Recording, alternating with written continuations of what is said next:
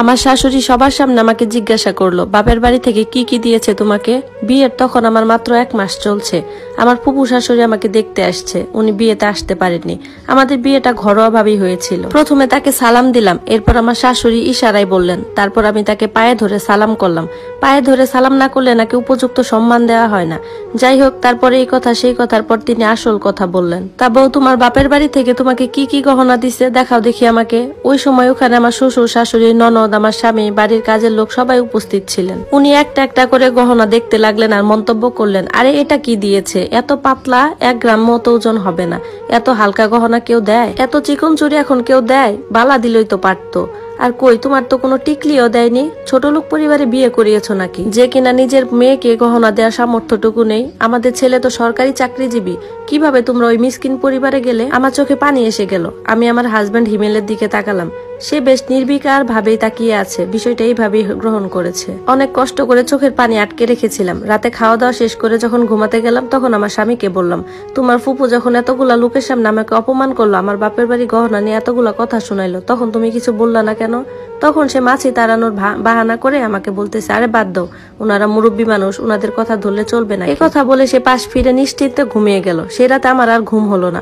অপমানিত হয়ে আমি সারা রাত জেগে থাকলাম। কিছুদিন পর আমি ওদের গ্রামের বাড়িতে গেলাম। ওই বাড়িতেই প্রথম গেলাম আমি। তো সবাই দেখে বলতেছে, আরে হিমেল, তুই বিয়ে করেছিস? এটা কি বিয়ে করেছিস? শরীরে দেখি 1 ফোঁটা মাংসও নেই। আমার উচ্চতা 5 ফুট 3 ইঞ্চি আর ওজন হলো 52 কেজি। হিসেব অনুযায়ী তো আমার সবকিছু ঠিকঠাকই আছে, কিন্তু শরীরে মোটা সোটা বা মাংস না হলে যে বউ হওয়া যায় না, সেই ব্যাপারটা তো জানতাম না। আমার স্বামী ওদের কথার সাথে তাল মিলিয়ে হাসছেন। এদিকে আমার শাশুড়ি বলতেছে, এবার তো আমাদের বাড়িতে চলে আসছে, ওকে ভালোভাবে খাইয়ে দাইয়ে শরীরে একটু মাংস বাড়াবো। এই কথা শুনে চারিদিকে হাসির রোল পড়ে গেল। আমার কাছে মনে হলো সেখানে আমি একজন জোকার। আমার চারপাশে সবাই হাসছে, আর যার উপর নির্ভর করে আমি আমার জীবনটা সঁপে দিয়েছি সেও হাসছে। এর কিছুদিন পর 2টা বন্ধু আমাদের বাড়িতে হঠাৎ করে বেড়াতে আসলো। আমি তো ওদেরকে চা নাস্তা দিতে ব্যস্ত। যখন আমি একটু আড়ালে গেলাম, দেখলাম একজন বন্ধু বলতেছে, কিরে দোস্ত, মালটা তো ভালোই পটিয়েছিস, দেখতে হবে না সরকারি চাকরিজীবী। আমার স্বামী ওদের সাথে তাল মিলিয়ে হায়ানার মতো হা হা করে হাসতে লাগলো। তো সে বলতেছে, তাহলে আমাদেরকেও মাঝে মধ্যে একটু ভাগে টাগে দিস। অপর বন্ধু বলল, আরে তা তো হবে, সে তো আর পালিয়ে যাচ্ছে না। এসব দেখে আমার গা একদম জ্বলতে শুরু করলো। সেদিন রাতে খাওয়া দাওয়া শেষ করে আমি আমার বোনকে ব্যাপারগুলো জানিয়েছিলাম। সে আমাকে কিছুই বলেনি, শুধু বলেছে, আপা তুই একটু ধৈর্য ধর, ভাগ্যে থাকলে সংসার হবে, আর না থাকলে হবেই না।